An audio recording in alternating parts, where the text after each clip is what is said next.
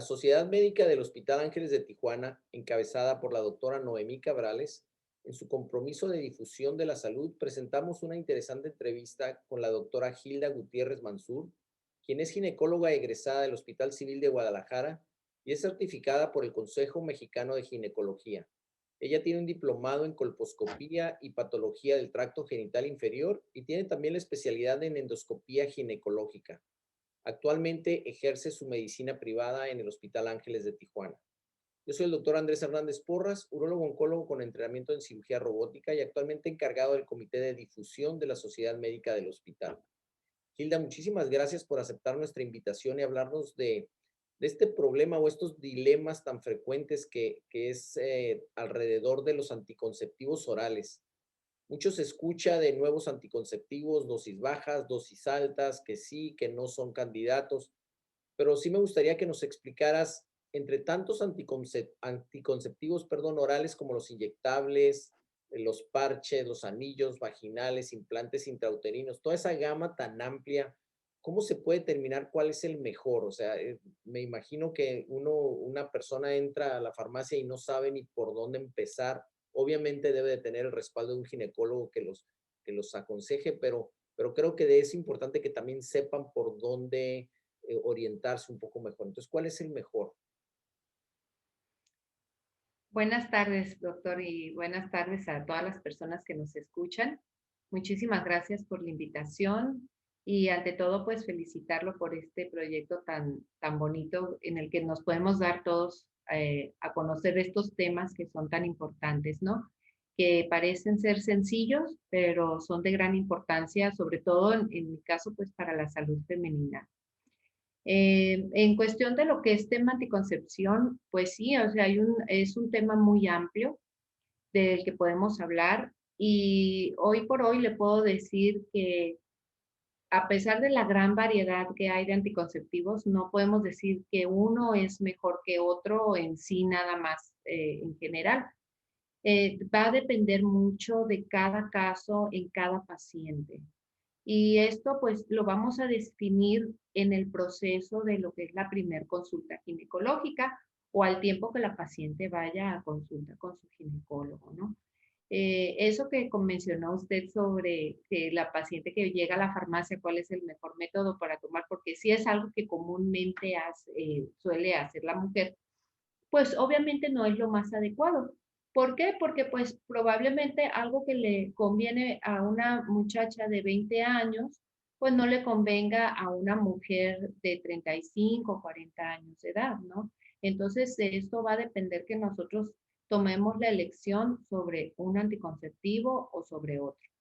Dentro de los diferentes anticonceptivos, como lo comentó usted hace ratito, bueno, hay de diferentes opciones, ¿no? Está desde los métodos que son los naturales, que es conocer el ritmo, el moco cervical. Están los métodos de barrera, como es el condón, el dispositivo intrauterino. Están los hormonales, y dentro de los hormonales hay una gama muy amplia desde pastillas anticonceptivas, inyectables, el parche, el anillo vaginal, el implante subdérmico y el dispositivo intrauterino, pero que libera hormona. Y están los métodos quirúrgicos. Estos métodos quirúrgicos son los que se consideran ya métodos permanentes. Y en el caso de la mujer es la salpingoclasia, que es mejor conocida por la gente como la salpingo o la OTB, y en el caso del hombre es la vasectomía.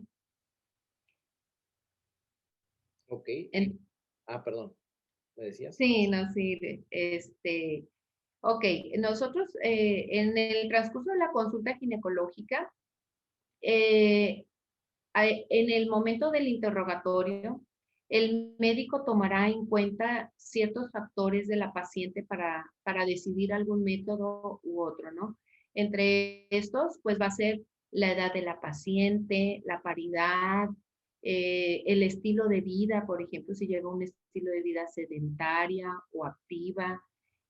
Por ejemplo, el hábito tabáquico también es importante.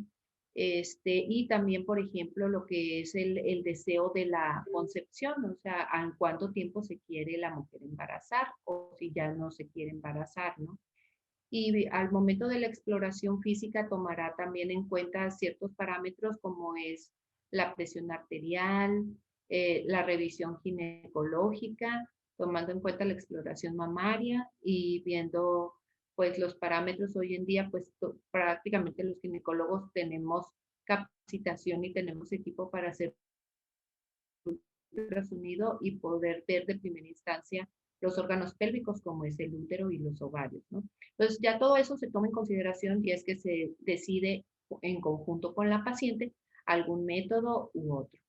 Ok, y entonces, o sea, básicamente no es, me queda claro y creo que es muy importante puntualizar, ¿no? No es llegar a la farmacia a preguntarle al dependiente, ¿no? Cuál es el que recomiendan? Porque realmente nosotros lo vemos en la consulta, digo, yo no veo consulta, yo que veo consultas de urología es lo que frecuentemente me expresan los pacientes jóvenes, ¿no? Que llevan uno u otro en base a la recomendación que le dio alguien que no es un profesional. Pero bueno, va mucho más allá y entiendo que el interrogatorio, por ejemplo, mencionabas lo del tabaco, la obesidad, si eso no sedentario, esto deberá ir en función de efectos secundarios, ¿no? Porque también debe de tener algún riesgo tomarlos o no tiene riesgo tomarlos, o qué efectos secundarios se pudieran esperar de los anticonceptivos, de los diversos anticonceptivos.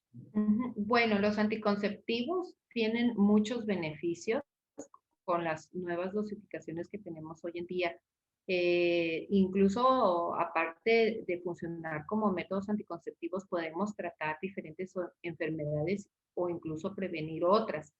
Beneficios tienen bastantes para la mujer, pero como dice usted, o sea, también existen efectos secundarios y hay contraindicaciones para poder utilizarlos.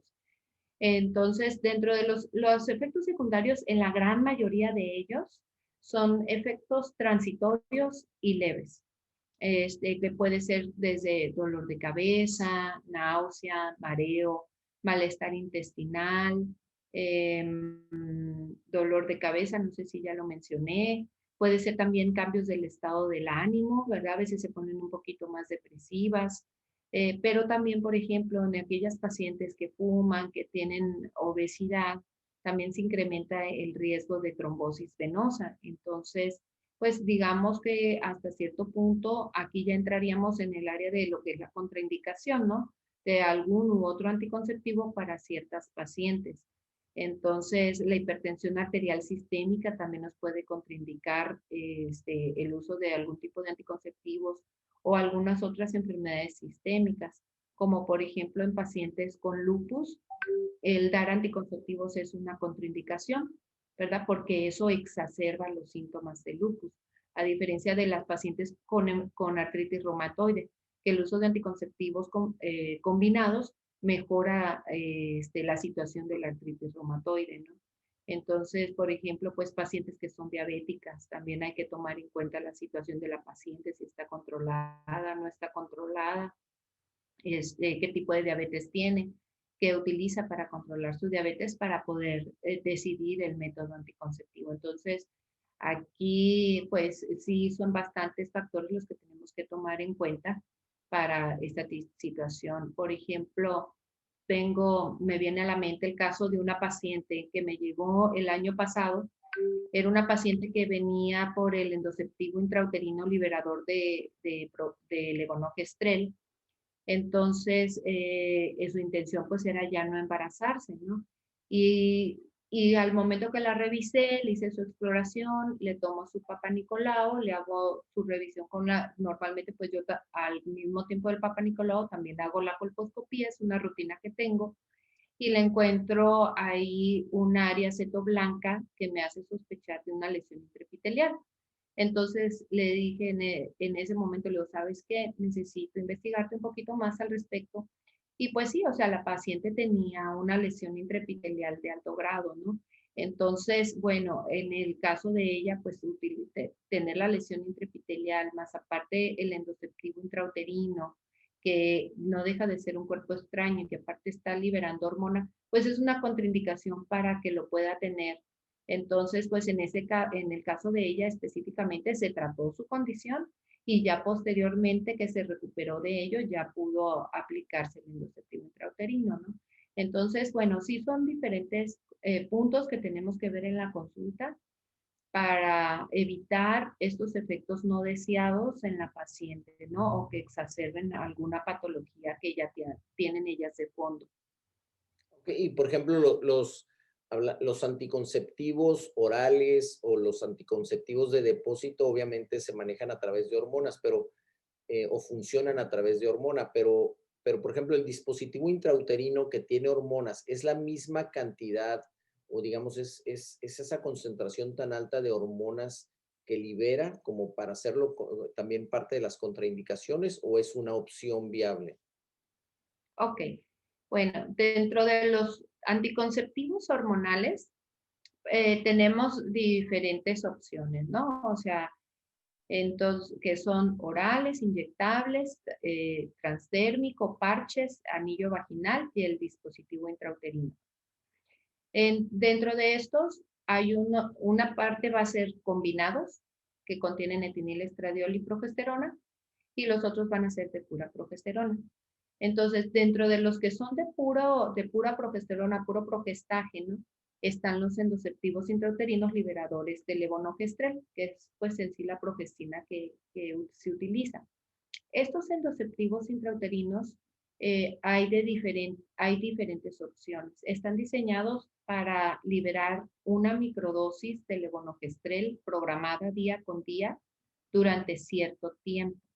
Entonces, el que mayor cantidad de levonorgestrel libera es el que libera 20 microgramos de levonorgestrel al día durante 5 años.